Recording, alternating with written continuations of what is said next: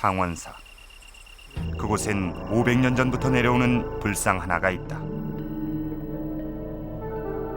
양갈래로 머리를 묶은 천진한 얼굴의 어린 동자상. 그것은 국내 유일의 문수 동자상이다. 그런데 그 동자상의 뱃속에서 이상한 유물이 한 점 발견됐다. 피구름이 묻은 비단 속적삼. 500년간 문수 동자상이 간직해온 비밀. 피 묻은 적삼의 사연은 무엇일까?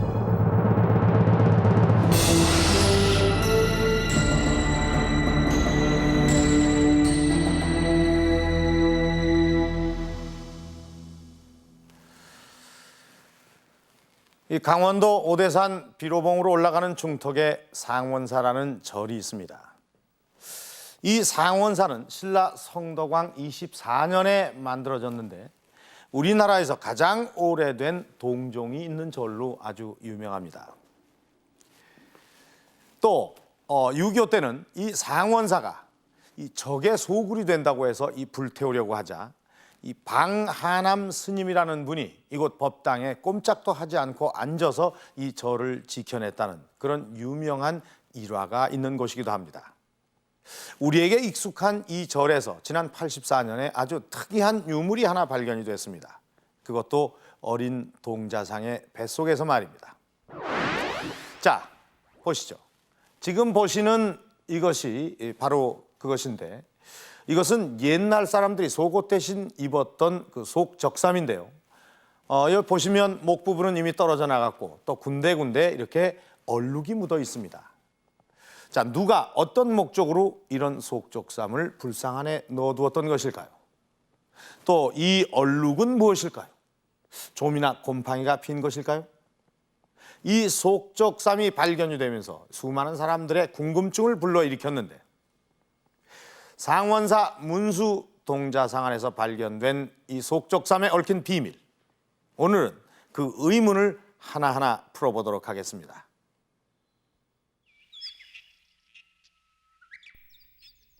(32개의) 산봉우리와 31개의 계곡을 품고 있는 강원도 평창군 오대산. 그 정상으로 올라가는 중턱에 상원사가 있다.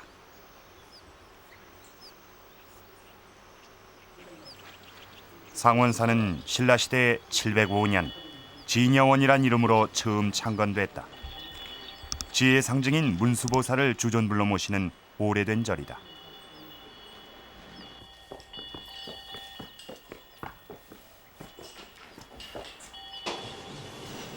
만 가지 다른 형상으로 현세에 나타난다는 문수보살. 특히 상원사에는 어린 동자의 모습을 하고 있는 국내 유일의 문수동자상이 있다. 여기서 가장 특징적인 모습은 아주 소년적인 소년의 모습이 완연합니다. 동자상의 섬세하고 사실적인 표현 기법은 15세기에 처음 등장하는 양식이다. 이 상은 15세기, 16세기를 통틀어서 조선 전기에 통틀어서 이 상이 최고로 올라가고 가장 대표적인 그런 동자상이기 때문에 이 상을 국보로 정했는 겁니다. 그래서 그런 뜻에서 가장 중요한 그런 상이라고 이렇게 생각됩니다. 그런데 지난 84년 문수동자상을 다시 도금하는 과정에서 뜻밖의 복장 유물이 발견됐다.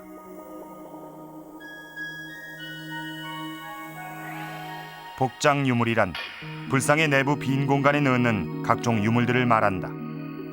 사리, 불경과 불석, 오색실이나 오곡, 의복, 다란이와 만다라, 그리고 불상을 조성하면서 기원한 내용인 발원문이 복장된다.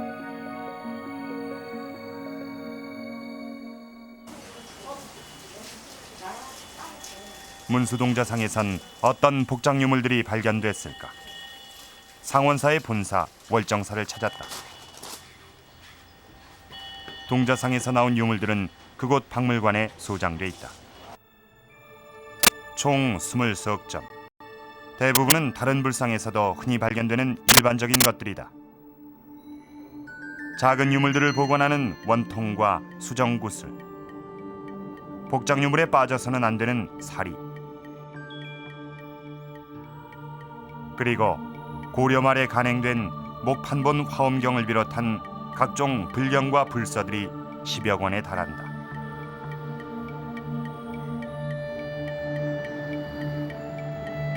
특히 많은 이들의 관심을 받은 유물은 두 점의 의복이었다. 비단으로 만들어진 이 저고리는 바깥에 입는 겉적삼이다. 저고리의 넓은 소매와 등면에 다란이경이 찍혀 있다. 이 다란이경은 위부의 여러 가지 재난으로부터 지켜달라는 의미를 지닌다.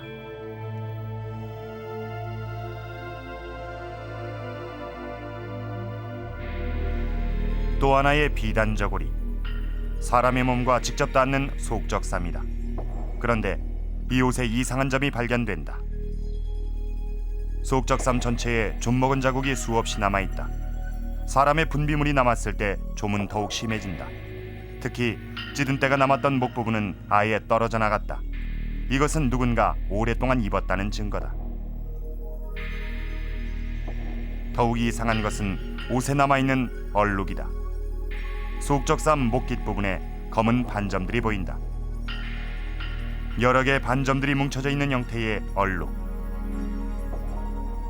그것은 옆구리와 목 부분에 집중적으로 남아있고 저고리의 소매 끝 부분에도 똑같은 형태의 얼룩이 보인다. 이것은 무엇일까?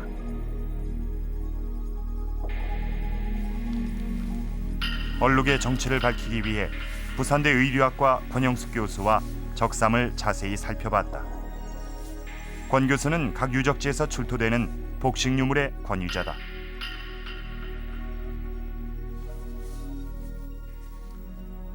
고분이나 생활 유적지에서 출토된 다양한 복식 유물들을 보존 처리해 온 권 교수. 다른 복식 유물에서도 이런 얼룩이 발견된다고 한다.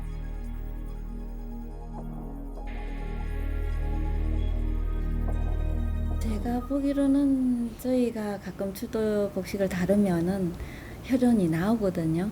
그래서 그 혈흔 흔적과 이 흔적이 거의 비슷하다고 생각은 되는데 정확한 것은 이제 분석을 해야. 교수의 조사에 의하면 얼룩의 정체는 혈흔이다.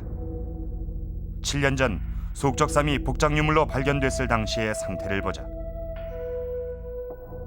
이 얼룩이 혈흔이라면 이것은 속적삼이 몸에 있는 어떤 상처에 반복적으로 다 생긴 흔적일 것이다.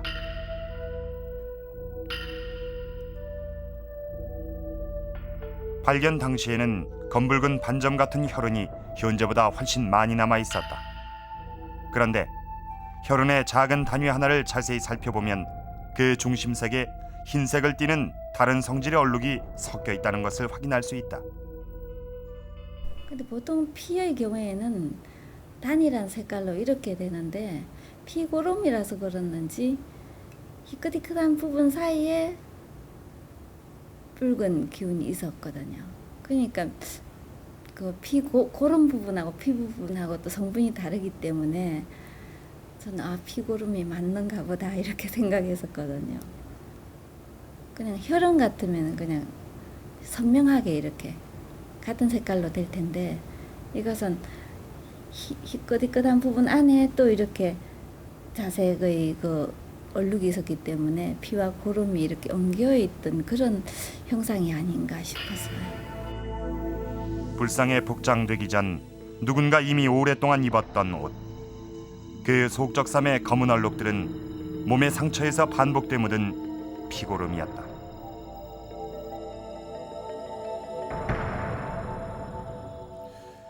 이 적삼에 묻어있는 이 검은 반점들이 그러니까 모두 피고름이었군요.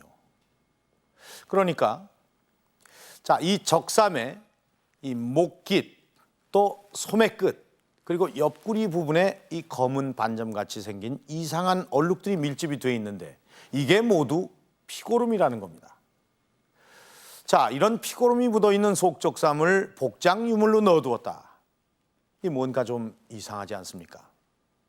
이 속적삼과 함께 발견된 다른 유물들은 모두 이 불교적인 의미를 가지고 있습니다. 가령 이 사리는 이 불상 안에 부처가 살아있다는 그런 의미를 가지고 있습니다. 또 다란이경 같은 경우는 번개나 폭풍, 화재로부터 이 불상을 보호해달라는 그런 의미를 가지고 있습니다. 그런데 유독 이 속접삼만이 이런 불교적인 의미와는 전혀 관계가 없는 너무나도 세속적인 그런 유물인 것입니다.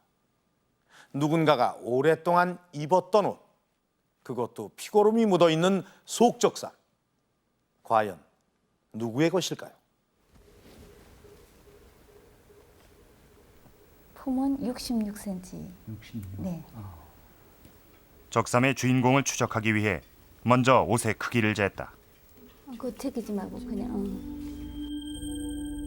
특히 목에서 소매 끝까지의 길이인 화장은 옷의 주인공이 남자인지 여자인지를 판단하는 중요한 단서다. 화장은 93cm였다.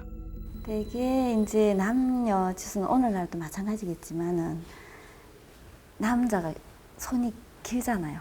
그러니까 이제 그 화장이라고 그럽니다. 한복에서는 뒷중심에서부터 손끝까지 길이를 화장 길이가 여자의 경우에 평균이 한 70 됩니다. 근데 이제 요 옷은 93이잖아요. 그러니까 화장에서 우선 팔이 길기 때문에 속옷인데도 남자 옷으로 단정하기가 하는, 단정이라기보다도 남자 옷으로 보는 것이 타당하다고 생각이 됩니다.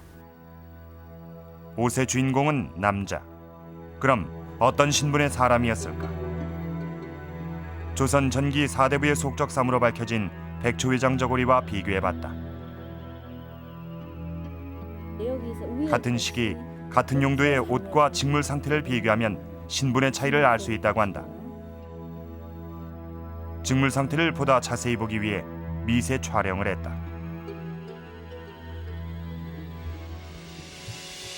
백초회장 저고리와 상원사 속적삼을 똑같은 정도로 확대해 촬영한 화면이다. 날실과 시실 모두 상원사 속적삼이 5배 정도 가늘며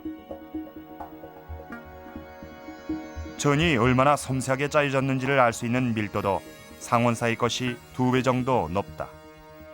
한국에서 재직을 할 수 있었던 직무의 명주를 대표적으로 비단 중에서 칠 수가 있는데 그 중에서도 그 섬세함의 정도가 얼마나 밀도가 치밀하고 가볍고 부드럽게 짜졌느냐에 따라서 정세도에 따라서 신분이 어느 계층에 입었다 결정이 되기 때문에 보통 일반의 경우에는 이렇게 고운 비단은 잘 못 입죠.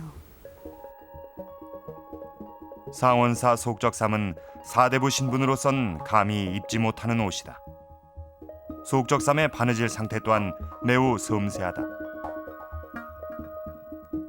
똑같은 방법으로 바느질을 해보기 위해 도안을 만들었다. 바늘땀의 길이가 1mm밖에 되지 않는다. 몇십 년 동안 전통 의복을 다뤄온 권 교수지만 상원사 속적삼의 바느질을 복원하는 일은 쉽지 않았다. 정말 잘하시는 분이 궁중 바느질이 아니고는 안 나올 정도로 이렇게 섬세한 바느질입니다. 바느질이 정교하지 않으면은 외형이 안 나오기 때문에 바느질이 정교한 점, 다른 어떤 속옷류보다도 특히 정교하다는 쪽에서 제가 보기로는 궁중의 옷이 아닌가. 옷감의 상태와 바느질 솜씨로 볼 때 상원사에서 발견된 속적삼의 주인공은 왕실 사람인 것으로 추정된다.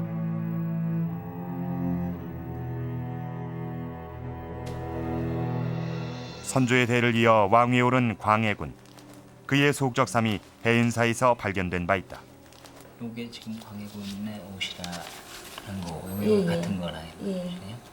다만 긴 모양만 중기기시고 초기기시고 다르고 바느질 법이라든지 이런 수구를 가진 요것은 가진세를 그대로 썼지만 이런 바느질의 정교함 같은 것은 거의 같았어요.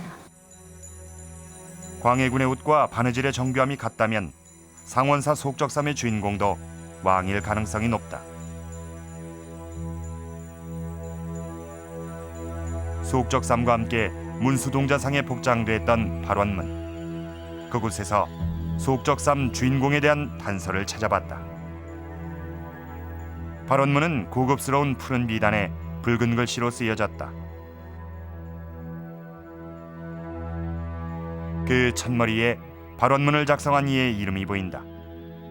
정연조와 의숙공주. 그들은 누구일까?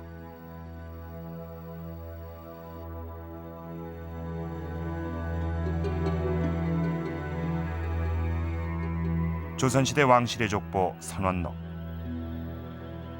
그곳에서 두 사람의 이름을 찾을 수 있었다.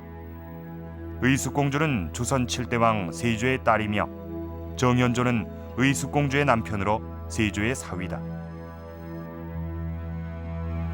정연조와 의숙공주는 주상전하, 왕비전하, 그리고 세자의 만수무강을 기원하며 불상을 조성한다고 발원문에 밝히고 있다.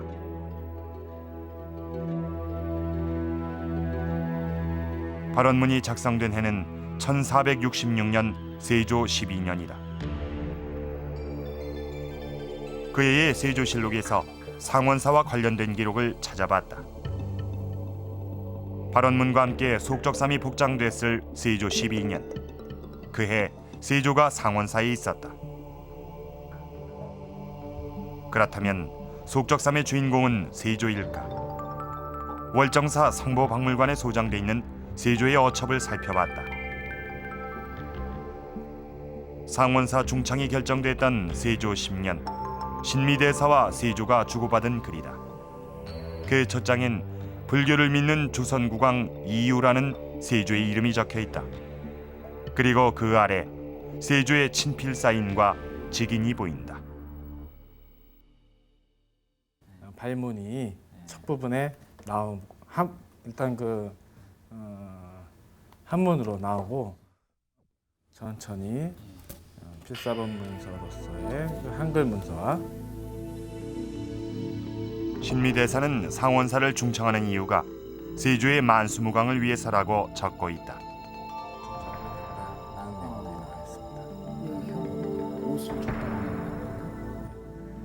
예, 출어이. 그리고 신미는 뒤이어 세조가 상원사에 어의 몇 점을 하사했다고 한다. 1464년 신미가 세조를 위해 상원사를 중창하기로 결정했을 때 세조는 어첩과 함께 자신의 옷을 상원사에 보냈던 것이다. 그 내용 속에는 세조께서 어의를 내리시오 하는 게 나오거든요. 그런 것은 분명히 다른 옷도 아니고 세조가 친히 입었던 옷을 내렸다 하는 것이 분명하거든요. 그리고 1466년 세조 12년에 그 상원사가 발원이 돼서 만들어져요. 그러니까 바로 그 당시에 문수동자상 그 복장 유물로 집어넣은 거거든요. 그런 걸로 봐서는 그 어의는 틀림없이 세조의 옷이다 하는 게 밝혀질 수가 있습니다. 피고름으로 얼룩진 비단 속적삼. 그것은 조선 7대왕 세조의 어의였다. 이것이 세조의 어의였군요. 다시 한번 정리를 해보겠습니다. 신라시대 때 창건됐던 상원사를 당시 주지이던 신미대사가 이 세조의 만수무강을 위해서 중창하기로 결정을 합니다. 그것이 1464년입니다. 자, 그 소식을 들은 세조는 이 중창을 돕기 위해서 이 상원사로 그 물품을 보내면서 자신의 글과 이 신미대사의 글이 함께 담긴 이 어첩을 상원사로 보냅니다. 그때 이 피 묻은 속적삼도 함께 보낸 것이죠. 그리고 2년 뒤에 이 중창은 끝났습니다. 세조가 상원사를 방문한 것도 바로 그때였습니다. 새로 만들어진 문수동자상이 법당으로 모셔지면서 그 안에 각종 유물들이 복장이 됐는데 의숙공주와 정현조가 쓴 발원문과 함께 이 세조의 피 묻은 속적삼도 그 안으로 들어가게 된 것입니다. 자, 이제 이 피고름이 묻은 소옥적삼의 주인공이 세조라는 것도 밝혀졌습니다. 그런데 여전히 풀리지 않는 의문이 남아 있습니다. 이 세조의 소옥적삼에 왜 피고름이 묻어 있느냐는 것입니다. 자, 아까 그 소옥적삼에 피고름이 묻어 있던 그 위치를 한번 기억을 해 보시죠. 목, 그리고 손목, 그리고 옆구리 부분입니다. 그렇다면 세조의 몸 그곳에 어떤 상처가 집중적으로 나 있었고 또 반복적으로 계속해서 피고름이 흐르고 있었다는 뜻은 아닐까요? 도대체 어떤 병에 걸렸기에 세조의 몸에 그런 피고름이 흐르고 있었던 것일까요? 여기가 이 간대거리 이 편말입니다. 이게 기념 뭐 비랄까, 기념탑이랄까 이런. 상원사로 오르는 길목에 작은 석조물 하나가 있다. 관대거리. 세조가 상원사에 왔을 때 이곳에 의관을 걸어뒀다는 얘기가 전해진다. 입고 있던 이 의관을 이곳에 이제 걸어놨다. 그러고서는 이제 모욕을 했다. 그래서 이곳을 이제 간대거리, 임금의 간과 이대를 소위 의관이죠. 걸어놓고 모욕을 했던 곳이다 해서 지금도 지명을 이름은 간대거리라 그러고.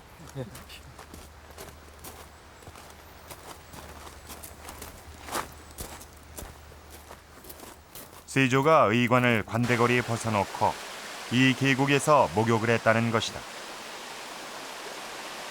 마침 그곳에 한 사람이 들어가 목욕하기 좋은 장소가 있었다. 여기였을까.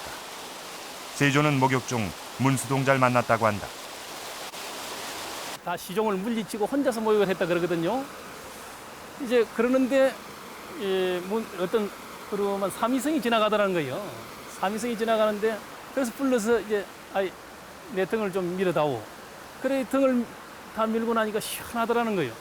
그러지만은 어디 가서 임금님 내가 이게 등을 밀었다. 그런 등에는 뭐 이게 등창에 나서 엉망진창이더라 하는 이런 이야기를 할 것 같으면 도리어 이게 하나 참 벌 받을 수도 있고 또 이 민심도 좋지 않을 수도 있겠고 그런 소리 어디 가서 내 등 밀어줬다는 소리 하지 말아라 이랬다는 거예요. 전해지는 얘기대로 세조에겐 등창이 있었을까? 조선왕조실록 CD롬으로 세조가 생전에 어떤 병을 앓고 있었는지 검색해봤다. 세조의 병원에 대해 언급된 기록은 40건 이상. 하지만 병명이나 증상에 대한 구체적인 기록은 발견되지 않는다. 그런데 세조 12년 10월에 세조가 현오색을 가미한 칠기탕을 복용했다는 기록이 나온다. 현오색이란 어떤 약재일까? 현오색이 이렇게 생겼습니다. 예. 한약재로 쓰이는 것은 현오색 식물의 땅속 줄기 부분이다. 이 약재료는 심통이요, 심장의 통증을 느끼거나 우리 그 기의 흐름이나 우리 혈의 흐름이 원하지 않을 경우에 그런 거 약을 쓰는 약재료로 알고 있습니다. 칠기탕에 사용되는 약재는 인삼, 계피,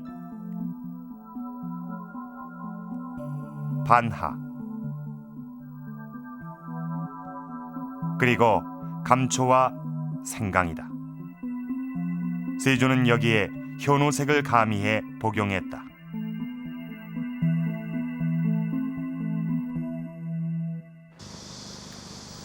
현호색을 칠기탕과 함께 먹는 것은 어떤 증세에 사용되는 처방일까? 동의대 한의학과 김훈 교수는 특이하게도 조선시대 왕들의 질병에 대해 연구해오고 있다. 칠기탕이라고 하는 것은 이제 칠기는 사람의 7가지 감정 변화를 말하는 것이죠. 희, 노, 우사, 비, 공, 경 해가지고 뭐 기뻐한다든지 너무 기뻐한다든지 뭐 성낸다든지 근심 걱정한다든지 한 곳에 지나치게 집중해서 골똘히 생각한다든지 또 슬퍼한다든지 두려워한다든지 놀랜다든지 이런 7가지 감정이 이제 칠기가 되겠습니다. 그래서 칠기탕은 그런 그 감정적인 자극으로 인해서 인체의 기운이 울체되고 그래서 생긴 여러 가지 다양한 병증에 적용이 되는 그런 처방이 되겠습니다. 따라서 세조는 이제 그 정신적으로 많은 중압감이나 스트레스나 이런 것들을 가지고 있었던 것으로 생각이 됩니다. 그런데 동의보감은 칠기병과 같이 화가 왕성한 병엔 창이 생긴다고 전한다. 창은 일종의 피부병이다. 실록에 세조가 피부병을 앓았다는 기록은 없다. 하지만 김훈 교수는 세조가 자신의 병을 풍습병이라고 말한 기록에 주목했다. 풍습병이란 풍과 습에 의해 생긴 질병, 즉 관절염, 두통, 요통, 피부병을 통칭하는 병명이다. 네, 세조는 그 풍습병을 이야기할 때 원천욕과 관련지어서 이야기를 하고 있는데 조선시대 역대 임금들이 이제 다양한 치료 방법을 시도했었는데 그 중에 하나가 원천욕이었고, 근데 이 원천욕은 피부병을 치료하기 위해서 또 많이 사용을 했던 방법입니다. 그래서 세조가 원천욕과 관련돼서 이야기하고 있는 그 풍습병은 혹시 피부병을 의미하는 것인지 단정 지을 수는 없지만은 그런 가능성도 생각을 충분히 해볼 수가 있다, 이렇게 봅니다. 세조는 풍습병에 대해 말하기 한 달 전 온양온천을 다녀온 바 있다. 수양대군 시절부터 세조가 3차례나 방문했다는 온양. 이곳엔 세조와 관련된 유적들이 많이 남아있다. 이 신정비도 세조가 발견했다는 찬 샘물을 기념하기 위해 세워진 비다. 세조가 온양을 자주 찾은 이유는 무엇일까? 온양온천은 그 라지엄 성분이 제일 많다는 거죠. 그 다음에 이제 알칼리, 철분 뭐 이런 것이 있어가지고 피부병, 관절염 뭐 이런 데 이제 효염이 있다는 그런 얘기입니다. 그래서 아마 세조께서도 그 피부병 때문에 그래서 여기를 자주 오신 것 같이 이렇게 생각이 들어갑니다. 세조의 속적삼에 남아있는 피고름 얼룩은 피부병 때문에 생긴 흔적으로 보인다. 그런데 어떤 피부병이었길래 피고름이 계속 흘렀던 것일까? 피부과 전문의와 함께 세조의 피부병 종류를 추정해봤다. 조선시대 사람들이 알았을 법한 피부병만도 수십 가지에 이른다. 함익병 선생은 그중 괴저성 농피증이란 피부병을 지목했다. 사실은 저는 이 병에 대해서 굉장히 세조 임금님이 아마 이 병에 앓지 않았을까 하는 생각을 많이 하는데요. 왜 그러냐면 연령대가 이게 40대, 50대에 잘 생기는 그런 병입니다. 병 자체가 그런 병이고 보시다시피 그 피부에 큰 궤양을 많이 생기고요. 이게 좋아졌다 나빠졌다 하면서 완전히 낫지도 않고 그렇다고 이걸로 해서 금방 사람이 죽지도 않고 이렇게 오랫동안 진행되는 병인데 아직까지도 원인을 정확하게 못 밝히거든요. 근데 원인이 밝혀진 질환이든 아니든 스트레스가 병을 악화시키는 건 틀림없고요. 그 다음에 자가면역 질환의 경우에는 스트레스가 유발 요인 중, 그러니까 뭐 만들게 하는, 그 병이 생기게 하는 한 요인으로도 추정됩니다. 세조의 병을 현대의학적으로 추정하면 괴저성 농피증이란 병일 수도 있다. 그 병은 정신적인 압박과 사회적 스트레스가 원인이 된다고 한다. 그렇습니다. 이 세조는 자신의 지독한 피부병을 없애고자 자신의 피고름이 묻은 속적삼을 상원사로 보냈던 것입니다. 자, 지금 보시는 이것은 이 세조가 상원사에 내린 어첩입니다. 이 어첩에 보면은 이 상원사를 중창할 때 세조가 하사한 그 물품의 내역이 아주 자세히 적혀 있습니다. 한번 보겠습니다. 쌀이 500석, 그리고 면포와 정포가 각각 500필.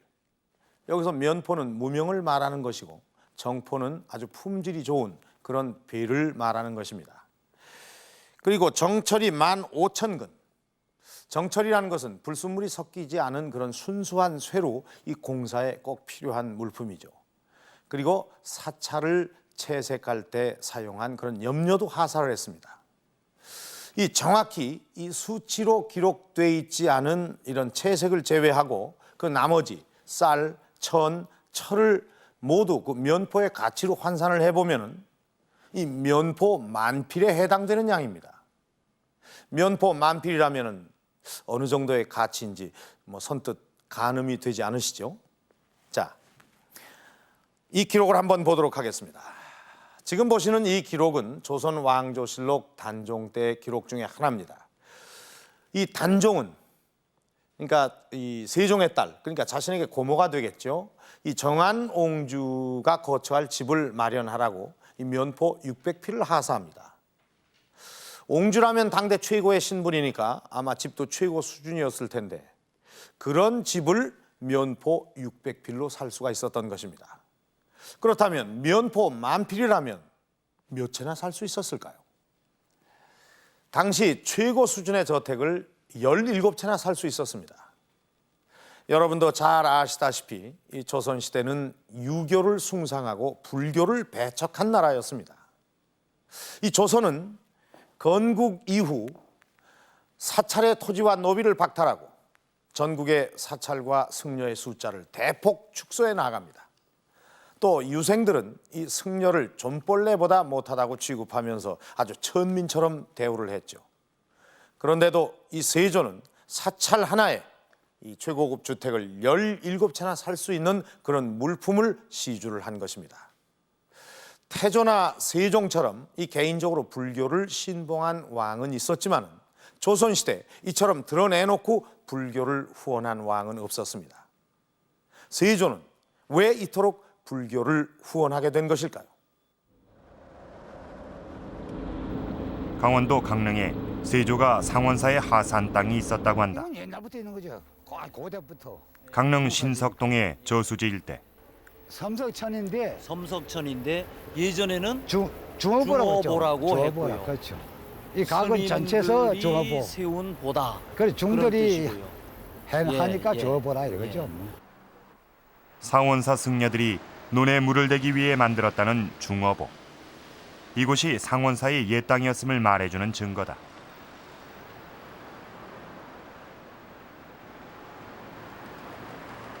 그렇다면 세조가 당시 상원사의 하산 땅의 규모는 어느 정도였을까? 실록 기록에 의하면 세조가 산산제원 일대, 산산저수지 일대를 상원사에 하사했다고 기록이 되어 있고요. 이쪽 지방 유생들의 기록에 의하면 종자를 70석 정도를 이용할 만큼 큰 규모의 토지를 상원사에서 관할을 했다고 기록이 되어 있습니다. 그러니까 70석의 종자를 이용했다고 하면 굉장히 큰 규모의 농토를 상원사에서 관할해서 소유했다. 그렇게 말씀을 드릴 수 있지요. 한 석의 종자로 2,000평의 농사를 지을 수 있다고 한다. 종자 70석으로 농사를 지을 수 있는 땅이라면 14만 평에 달하는 땅이다. 그 어떠셔서 월장 소지가 생겼냐 하니 그 고인의 밥으로 떼놔줬다 이런 전설이죠. 고양이 밥으로 떼어줬다는 상원사의 땅. 고양이와 상원사는 무슨 관계가 있는 것일까? 상원사 법당 앞. 오랜 세월이 지나 형체를 알아보기 힘들 만큼 마모된 한 쌍의 동물 석상이 있다. 이것은 바로 고양이 석상이다. 다른 절에선 찾아보기 힘든 고양이 석상. 고양이가 상원사 법당 앞을 지키게 된 이유는 무엇일까? 법당문을 열려고 들어가려고 하니까 어디서 나타났는데 고양이 나타나서 자꾸 그 임금의 그 옷을 물고서는 뒤를 당기더라는 게요. 그러니까 이 고양이 왜 그런지 한번 발로 차고 붙으니까 법당에 속 들어가가지고 탁자 밑에 속 들어가거든요. 그리고 또 이제 들어가려면 또 나와서 또 물고 밖으로 당기단 말이에요. 또 붙여버리니까 또 그 탁자 밑에 속 들어가거든. 그래서 3번을 그랬다는 게요. 3번을 그러니까 임금이 어떠한 그 뭐가 느끼는 감정이 달랐던 모양이죠. 그래 이제 호위하는 그 무사를 시켜서 그 탁자 밑을 뒤집어라고 하니 그 탁자 밑에서 그 단종 계열에 무사가 그 세조가 참배를 하기만 하면 목을 치려고 칼을 쥐고서 있더라는 얘기예요.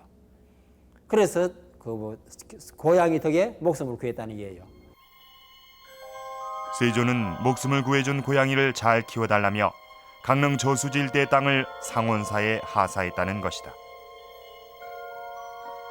이 전설엔 세조가 숭불정책을 펴게 된 배경이 들어있다. 이 자객이 나타났다는 것은 실제 나타났을 가능성은 희박한 것이고요. 오히려 세조의 생각에 항상 그 주변에 자기의 생명을 노리는 어떠한 사람들이 있거나 그 적대시할 사람들이 있다 하는 것을 항상 염두에 두고 살았다 하는 것을 나타냈고, 세조는 피해 쿠데타로 왕위에 오른 인물이다. 1453년 세조는 김종서, 황보인 등을 죽이고 실권을 장악했다. 역사는 이것을 기유정난이라 부른다. 2년 후 세조는 마침내 단종으로부터 왕위를 넘겨받아 조선 제7대 왕으로 등극한다. 그러나 피를 부른 왕위 찬탈의 비극은 여기서 끝나지 않았다.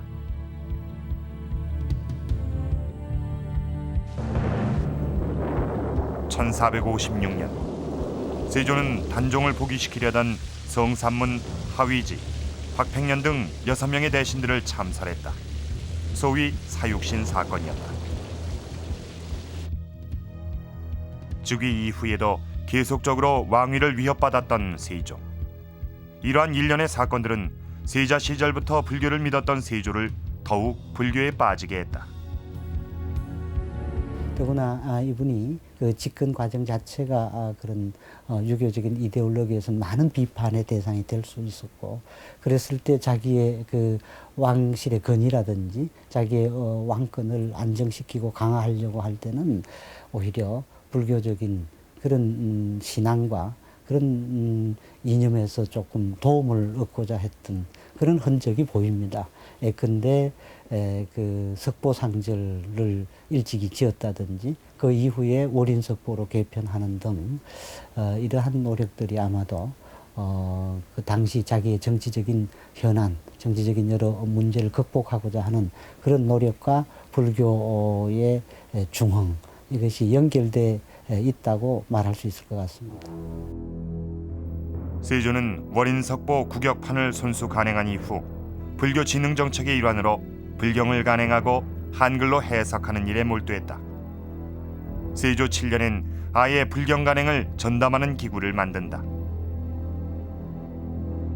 간경도감에서 간행되고 우리말로 해석된 불경만도 수백 권에 달한다.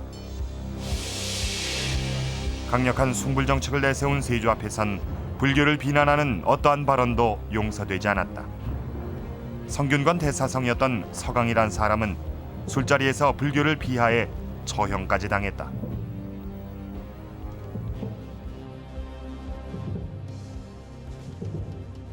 조선 초기부터 많은 유학자들이 불교를 비판하고 불교를 단합하는 데 앞장서곤 했었습니다. 그리고 왕들 중에 행여나 불교를 신앙할까 봐서 또 불교를 일으킬까 봐서 크게 그 염려하고 했었는데, 이상하게도 세조실록을 보면 그 유학자들 또 신하들의 상소가, 불교를 비판하는 상소가 거의 많지 못합니다. 아마도 그것은 정치적으로 세조가 크게 그 세력을 잡고 있었던 것 같고, 그리고 세조가 확실하게 불교를 신앙함으로 해서 신하들도 함부로 반발하지 못한 것 같습니다. 상원사에 보내졌던 세조의 어첩. 세조는 왕실 종친과 신하들에게 상원사 중창에 시주하라고 명했다. 어첩엔 자신들의 재물을 내놓으며 친필로 일일이 사인을 남긴 종친과 신하들의 이름이 남아있다. 종친이나 신하들 그 누구도 세조의 숭불 정책엔 어떠한 반발도 하지 못했다.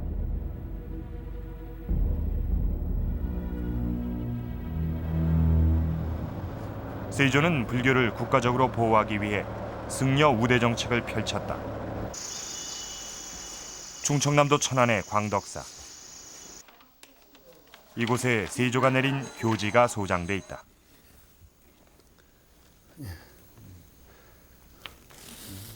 충청도 천안 지 광덕사.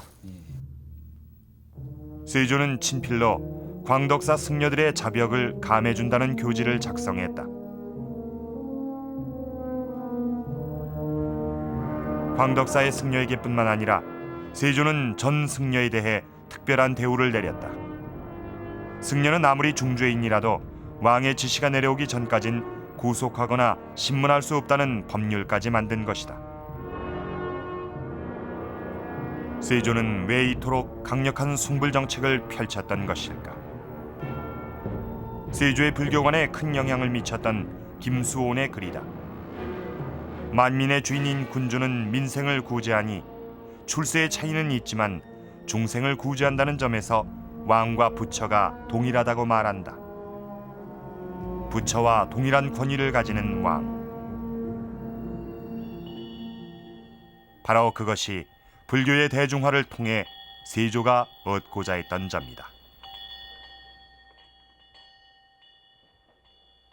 건국 초기부터 유교 사회를 표방해 오기는 했지만 여전히 일반 서민들 사이에서는 불교가 온전해 있었던 상황을 설정해 볼 수 있습니다.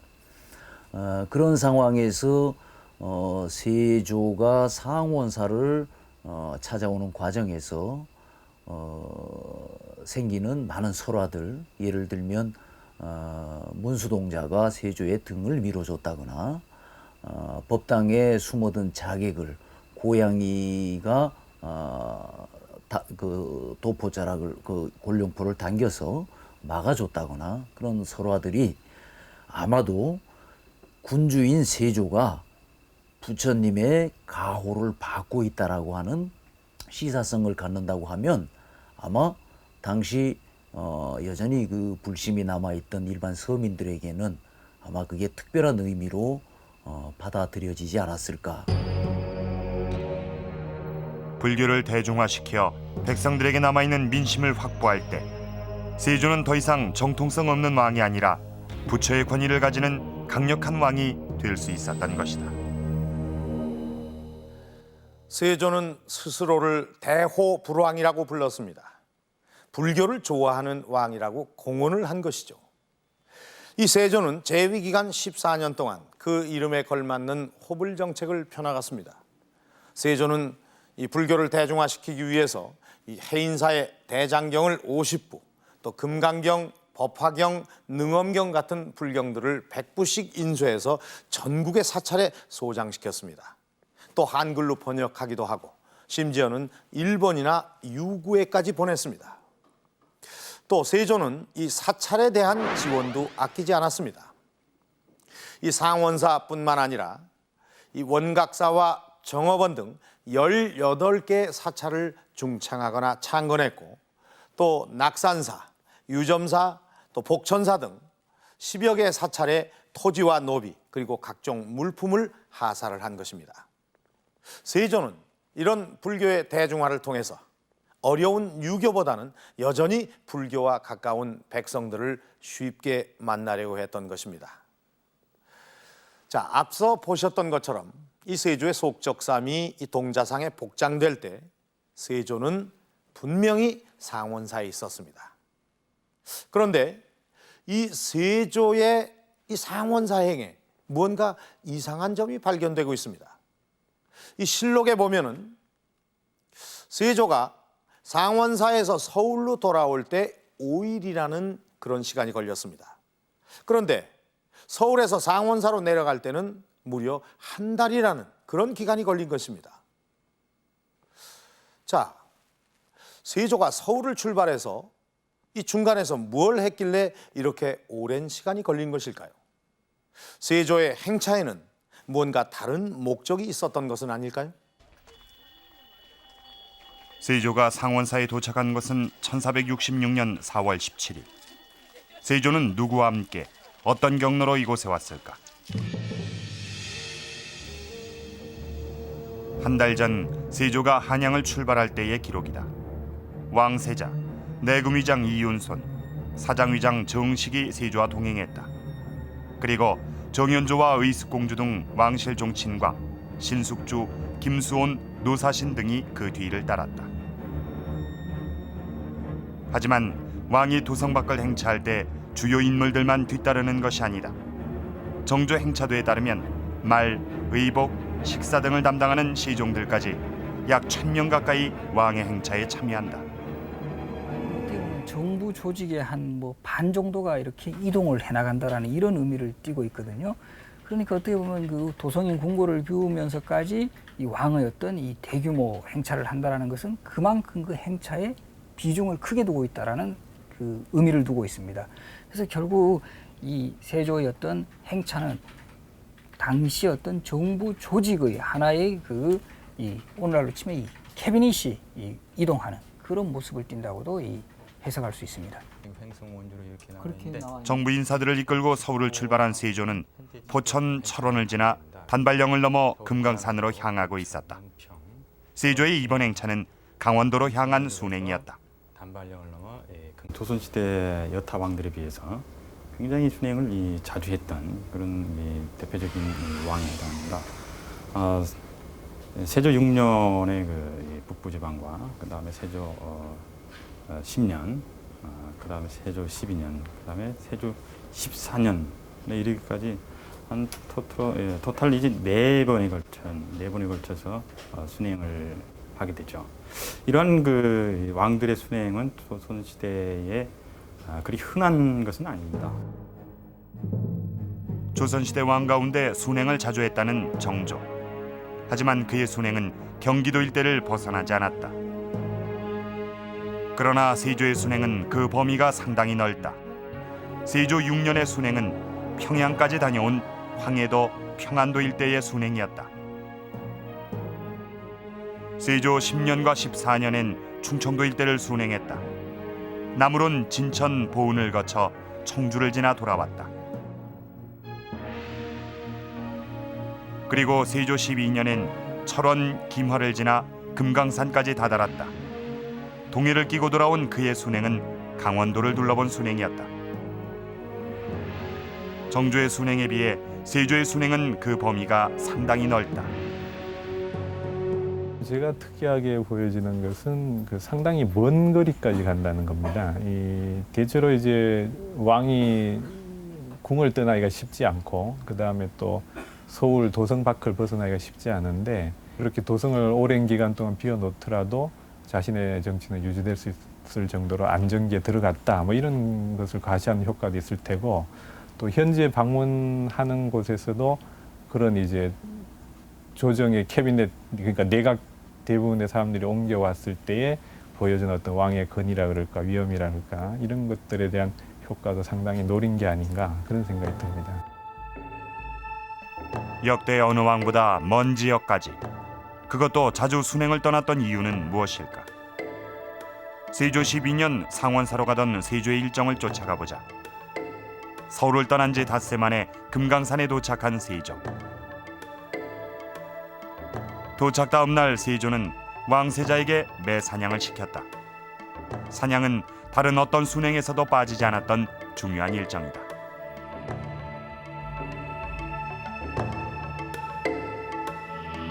이 사냥이란 것은 이제 일단은 레크레이션, 뭐 오락으로서의 기능이 하나 있을 겁니다. 사냥을 좋아하는 사람은 그것을 이제 자기 취미 생활로 할 수가 있겠죠. 근데 국가에서 대군이 동원된 그런 이제 이동 중의 사냥이라는 것은 군사훈련의 의미가 더 크다고 보여집니다.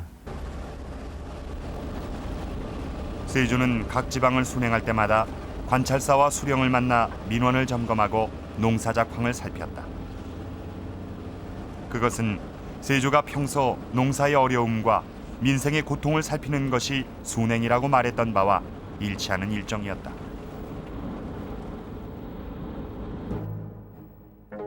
세조는 매 순행 때마다 각 지역에서 노인들에게 술과 고기를 하사하며 양로잔치를 열었다. 이번 행차에서도 경기도 강원도의 70세 이상의 노인에게 극진한 대접을 했고 80세 이상의 노인에겐 많은 선물까지 하사했다.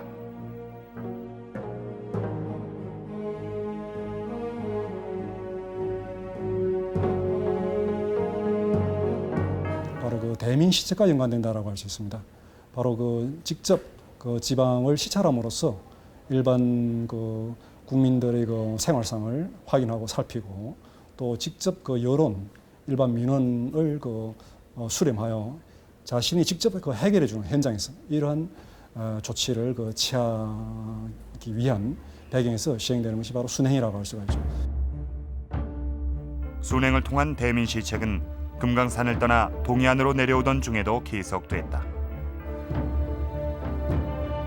강릉에 도착한 세조는 농민 중 농가를 잘 부르는 자들을 모아 노래 자랑을 하게 했다. 그중 노래를 제일 잘한 동굴이라는 노비에게 가마를 태우고 의복을 하사했다. 세조는 노비조차 순행의 일정에서 제외시키지 않았던 것이다.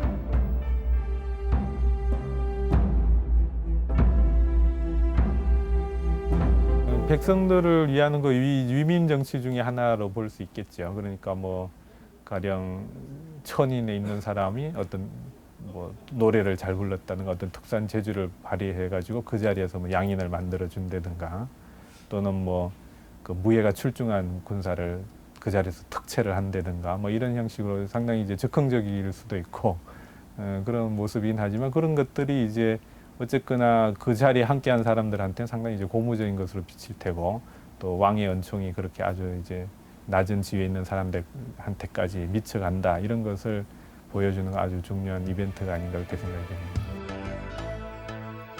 세조가 상원사에 도착한 것은 꼬박 한 달이 지나서였다. 상원사에 도착한 날, 세조는 과거시험을 열었다. 당시 과거시험이 치러졌다고 전해지는 만과봉. 과거를 보러 온 10,000명의 선비들이 도포자락에 흙을 한 줌씩 넣어와 만과봉을 만들었다는 이야기가 전해진다.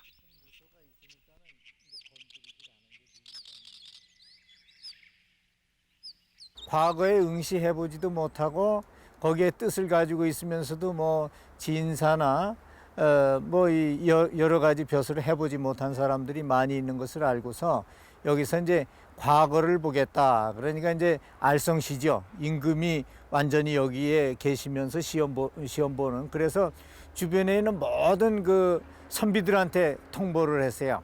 일설에 의하면 10,000명이 과거를 보러 왔다 이렇게 하는데, 뭐 10,000명까지는 되지 않죠. 옛날에 10,000명이라는 것은 많다 하는 뜻이거든요. 그래서 아마 굉장히 많은 그 선비들이 와서 시험을 봤던 것 같습니다. 이번 과거시험에선 문과에서 18명, 무과에서 37명이 선발됐다. 왕의 행차가 결국은 민심을 수습하고 어떻게 보면 백성들의 어떤 지지를 받는, 이끌어내는 바로 그런 행사였다는 것을 보여주고 있습니다. 결국 세조는 잘 알다시피 이 쿠데타로 집권한 왕입니다. 그래서 자신의 어떤 취약한 정치적 기반이라든가 어떤 반발 세력에 대한 그런 어떤 무마를 위해서 이 대규모 왕의 행차를 기획을 하고, 또 그 행차를 통해서 백성들에게 자신의 어떤 정권 획득이라든가 왕으로서의 어떤 정당성을 널리 홍보하는 그런 어떤 그 정치적 계산까지 했던 것으로 여겨집니다. 세조 12년의 상원사행. 그것은 세조 자신의 안정된 정치 기반을 온 백성들에게 알리고 대민시책을 통해 백성들의 신뢰와 민심을 얻으려는 세조의 고도로 계산된 정치 전술이었던 것이다. 오늘 우리는 이 상원사에서 발견된 적삼 하나에 대한 작은 궁금증으로 이야기를 시작했습니다.